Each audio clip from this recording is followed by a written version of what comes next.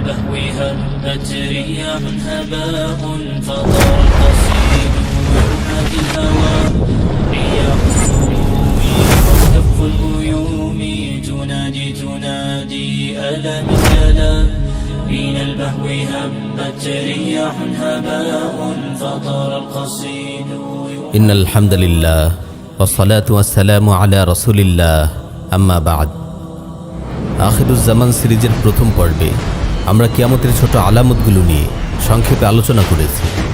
আমরা সেখানে সহিহ হাদিসের আলোকে এমন দুটি আলামতের কথা বলেছি যেগুলো এখনও প্রকাশিত হয়নি। একটি হলো জাজিরাতুল আরব, নদী নালা ও ফুল ফসলে ভরে যাওয়া, এবং দ্বিতীয়টি হলো ফুরাত নদীতে স্বর্ণভাণ্ডার প্রকাশ পাওয়া। এগুলো ছাড়াও আরও বেশ কিছু ছোট আলামত বাকি আছে যেগুলো এখনও প্রকাশিত হয়নি। আমরা আগেই বলেছি ইমাম মাহদি হলেন ছোট আলামত ও বড় আলামতের মাঝে সেতু বন্ধন। ইমাম মাহদির মাধ্যমে কিয়ামতের বড় বড় আলামতগুলোর ধারাবাহিকতা শুরু হয়ে যাবে। তাই যারা অপ্রকাশিত ছোট আলামতগুলো প্রকাশিত হওয়ার পূর্বেই ইমাম মাহদি আসার দিনক্ষণ ঘোষণা করছেন, তাদের দাবি সম্পূর্ণ ভ্রান্ত। প্রিয় ভাই ও বোন, অনেকেই মনে করেন ইমাম মাহদি আসার পূর্বে ইসলাম ও মুসলিমদের এই বিপর্যয় আর থামবে না, কিন্তু কোরআন সুন্নায় তাদের এই ধারণার পক্ষে কোনো সমর্থন পাওয়া যায় না। বরং কোরআন সুন্নায় ইমাম মাহদি আসার পূর্বেই খিলাফা প্রতিষ্ঠিত হওয়ার ইঙ্গিত পাওয়া যায়। আমরা আলাদা কোনো মজলিসে এই ব্যাপারে দলিল সহযোগে আলোচনা করব ইনশাআল্লাহ। ইমাম মাহদি আসার অনেক আগেই মুসলিম বিশ্বে পুনর্জাগরণ শুরু হয়ে যাবে।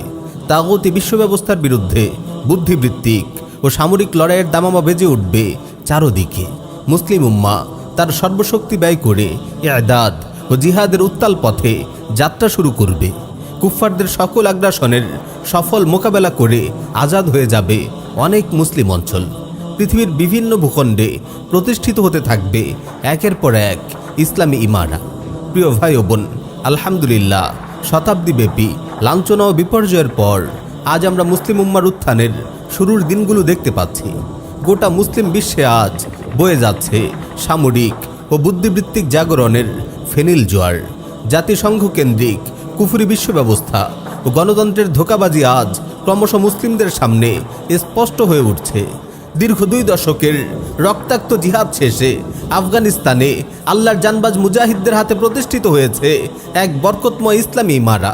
হারাকাতুশ শাবাব মুজাহিদদের হাতে সোমালিয়া ও মালিতে প্রতিষ্ঠিত হতে যাচ্ছে আরেকটি মোবারক ইসলামী ইমারা। সিরিয়া, ইয়েমেন, ইরাক, ফিলিস্তিন ও কাশ্মীরে আল্লাহর জানবাজ মুজাহিদরা দিয়ে যাচ্ছে শাহাদাতের নাজরানা। ইনশাআল্লাহ অগণিত শহীদের এই রক্ত আফগানের মতো এই অঞ্চলগুলোতেও আল্লাহর রহমত ডেকে আনবেই। প্রিয় ভাই ও বোন, হাদিসের ভাষ্য অনুযায়ী কিয়ামত পর্যন্ত এই জিহাদ চলতে থাকবে।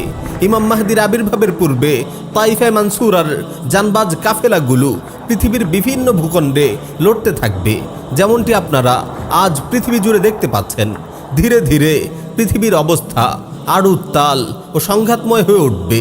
কুফর, শিরক, বেহায়াপনা ও নৈরাজ্যে ভরে যাবে গোটা বিশ্ব।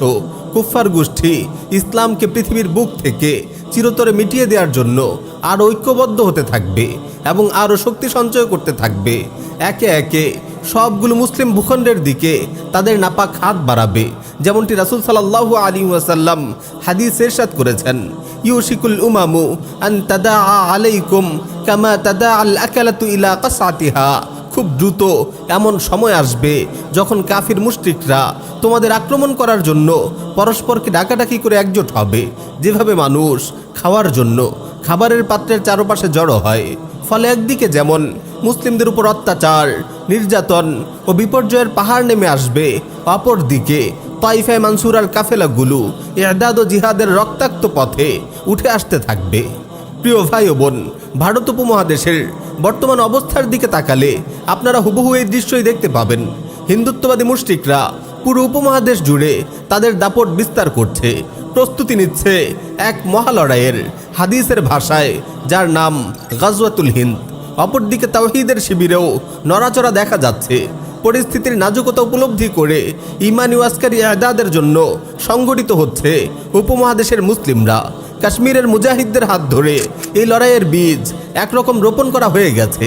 এই লড়াই নিয়ে আখিরুজ্জামানের ঘটনা প্রবাহে আমরা বিস্তারিত আলোচনা করব ইনশাআল্লাহ। হক ও বাতিলের সংঘাত চলতে থাকবে। একদিকে সংগঠিত হতে থাকবে তাওহীদের শিবির, অপরদিকে শক্তি সঞ্চয় করতে থাকবে কুফরের শিবির। এই মহা লড়াইগুলোতে আল্লাহ রাব্বুল আলামিন একে একে মুসলিমদেরই বিজয় দান করবেন ইনশাআল্লাহ। আগামী পর্বে আমরা ইমাম মাহদির আবির্ভাব ও পরবর্তী ঘটনা প্রবাহ নিয়ে আলোচনা করব ইনশাআল্লাহ। প্রিয় ভাই ও বোন, বর্তমানে মুসলিম বিশ্ব উপরে উল্লেখিত পর্যায়টি পার করছে। আপনি এই ব্যাপারে সচেতন আছেন? আপনার ইলম, আপনার দক্ষতা, আপনার সময়গুলোকে আপনি কি ইসলামের বিজয়ের জন্য ব্যয় করার সিদ্ধান্ত নিয়ে ফেলেছেন? দাওয়া ইআদাদ ও জিহাদের মোবারক কাফেলায় কি শরীক হতে পেরেছেন? তাইফে মানসুরার সন্ধানে কি আপনি নিজেকে নিয়োজিত করতে পেরেছেন?